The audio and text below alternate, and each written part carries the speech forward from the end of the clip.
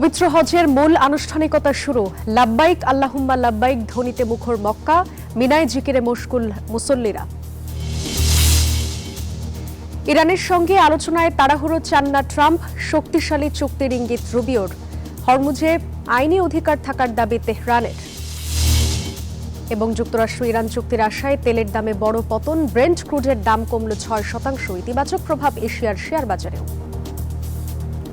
স্বাগত গ্লোবাল টাইমে। বিশ্বের নানা প্রান্তের খবর নিয়ে আপনাদের সাথে আছি আমি জান্নাতুল সাদিয়া। দেখছিলেন শিরোনামগুলো, এবার বিস্তারিত। মিনায় অবস্থানের মধ্য দিয়ে শুরু হয়েছে পবিত্র হজের আনুষ্ঠানিকতা। যদিও 7 জিলহজ এশার নামাজের পর থেকেই মিনার উদ্দেশ্যে যাত্রা শুরু করেন হাজিরা। মধ্যপ্রাচ্যের চলমান অস্থিরতার মধ্যেও এবার সৌদি আরবে পৌঁছেছেন 15 লাখেরও বেশি বিদেশি হজযাত্রী। এদিকে এবার পবিত্র হজের নিরাপত্তা ও শৃঙ্খলা রক্ষায় ড্রোন, এআই এবং উন্নত নজরদারির প্রযুক্তি ব্যবহার করছে সৌদি আরব।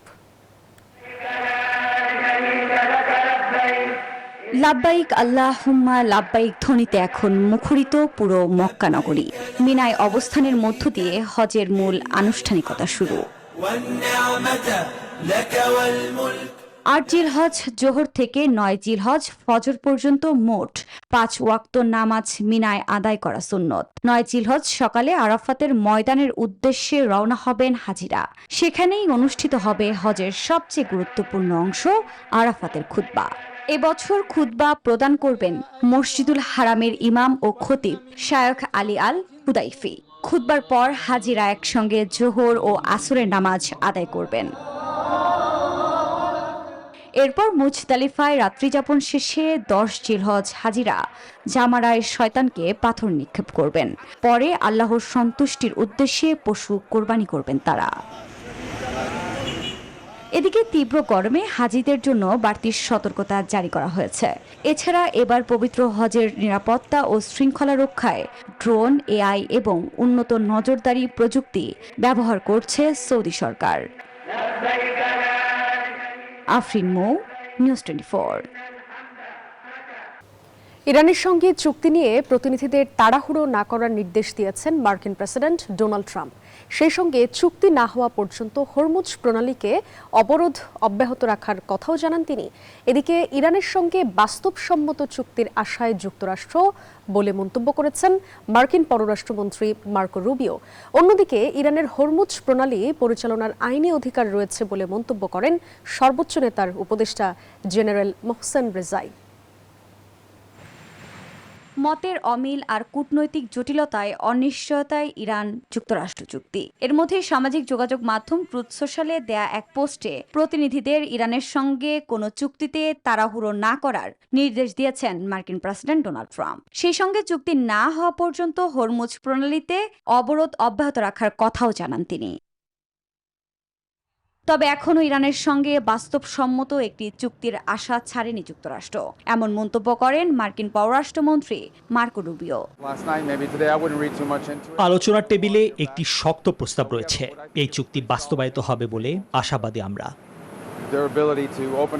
এদিকে ইরান পারমাণবিক অস্ত্রের পেছনে ছুটছে না বলে দাবি করেন দেশটির প্রেসিডেন্ট মাসুদ পেজিশকিয়ান। যদিও হরমুজ প্রণালী পরিচালনার আইনি অধিকার তেহরানের রয়েছে বলে জানান সর্বোচ্চ নেতার উপদেষ্টা জেনারেল মোহসেন রেজাই।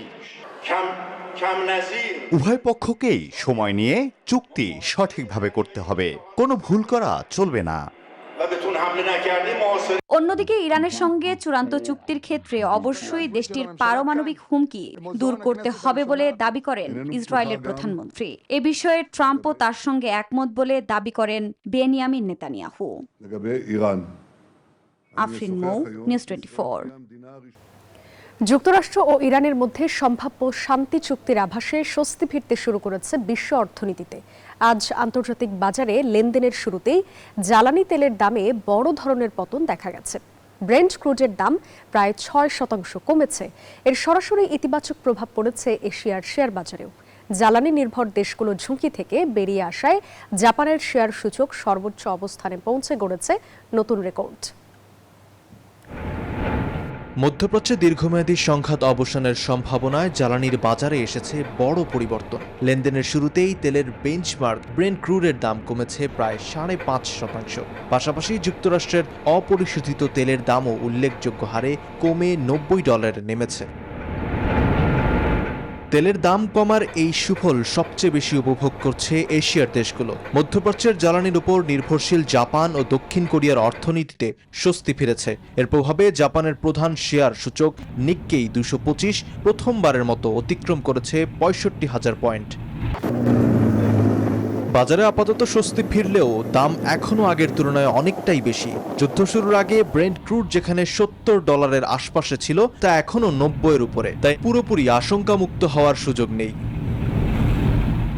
বিশ্লেষকরা বলছেন তেলের বাজার পুরোপুরি স্থিতিশীল হতে 2027 সাল পর্যন্ত সময় লেগে যেতে পারে, কারণ ক্ষতিগ্রস্ত তেল স্থাপনা মেরামত এবং বৈশ্বিক মজুদ পুনরায় আগের অবস্থায় ফিরিয়ে আনতে দীর্ঘ সময়ের প্রয়োজন হবে। Desk report, news 24। ইউক্রেনের সামরিক স্থাপনায় ব্যালিস্টিক ও হাইপারসনিক ক্ষেপণাস্ত্র দিয়ে ভয়ঙ্কর হামলা চালিয়েছে রাশিয়া। কিয়েভ জানিয়েছে এই ঘটনায় 4 জন নিহত এবং 83 জন আহত হয়েছেন। ক্ষতিগ্রস্ত হয়েছে হাসপাতাল সহ নানা বেসামরিক স্থাপনা। অন্যদিকে চুপ নেই কিয়েভও। মস্কোর জ্বালানি সরবরাহের অন্যতম প্রধান একটি তেল পাম্পিং স্টেশনে বড় ধরনের ড্রোন হামলা চালিয়েছে তারা। এই পাল্টাপাল্টি হামলায় দুই দেশে ছড়িয়ে পড়েছে চরম উত্তেজনা। রুশ প্রতিরক্ষা দপ্তরের দাবি, কিনজাল ও ইস্কান্দারের মতো সর্বাধুনিক মিসাইল দিয়ে ইউক্রেনের সেনা কমান্ড এবং বিমান ঘাঁটিতে সফলভাবে লক্ষ্যভেদ করেছে তারা।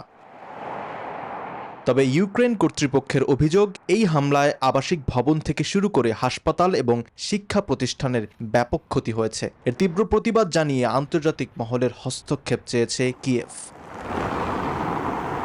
যদিও বেসামরিক স্থাপনায় হামলার বিষয়টি পুরোপুরি অস্বীকার করেছে মস্কো। এর জবাবেই রাশিয়ার ভ্লাদিমির অঞ্চলে একটি অত্যন্ত গুরুত্বপূর্ণ তেল পাম্পিং স্টেশনে হামলা চালায় ইউক্রেনীয় বাহিনী। গুরুত্বপূর্ণ বিমানবন্দর ও শোধনাগারে জ্বালানি সরবরাহকারী এই স্টেশনে ড্রোন আঘাত হানার পর প্রায় 800 বর্গমিটার এলাকা জুড়ে ছড়িয়ে পড়ে ভয়াবহ আগুন। Desk report, news 24। হংকংয়ের চিউং চাও দ্বীপে অনুষ্ঠিত হলো 100 বছরের পুরনো ঐতিহ্যবাহী বান উৎসব। বিপদ দূর করে শান্তি ও নিরাপত্তা নিশ্চিতের প্রার্থনায় আয়োজিত এই উৎসবের মূল আকর্ষণ 14 মিটার উঁচু টাওয়ার বেয়ে রুটি বা বান সংগ্রহ। সোমবার মধ্যরাতে অনুষ্ঠিত চরম প্রতিযোগিতাপূর্ণ এই ভিন্নধর্মী আয়োজনে অংশ নেন নারী পুরুষ মিলিয়ে মোট 12 জন প্রতিযোগী। প্রতিযোগিতার জন্য সময় থাকে মাত্র 3 মিনিট।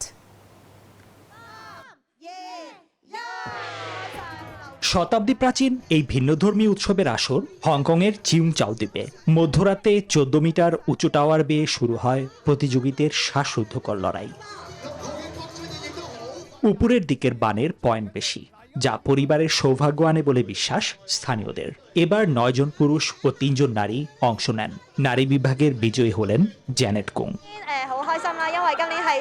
এবারের প্রতিযোগিতা বেশ কঠিন ছিল, তবে সবার আগে চূড়ায় পৌঁছে টানা 3 বার জিততে পেরে দারুণ লাগছে। নারী চ্যাম্পিয়নের মতো পুরুষ বিজয়ী কোক কামিং এর জন্য এবারের শিরোপাটি বেশ বিশেষ। এটি ছিল বান রাজা হিসেবে তার 11তম বিজয়। 11 বারের মতো চ্যাম্পিয়ন হওয়াটা অনেক স্পেশাল। শুরুতে ছোট ভুল হলেও দ্রুত পয়েন্ট সংগ্রহ করে জয় পেয়েছি। বুদ্ধ পূর্ণিমার সাথে মিল রেখে আয়োজিত আকর্ষণীয় এই উৎসবটি মহামারীর কারণে কয়েক বছর বন্ধ থাকার পর 2023 সাল থেকে আবারও স্বরূপে ফিরেছে পুরো দমে। নিবির আমিন, নিউজ 24। এই ছিল গ্লোবাল টাইমের আয়োজনে। এতক্ষণ সাথে থাকার জন্য ধন্যবাদ সবাইকে।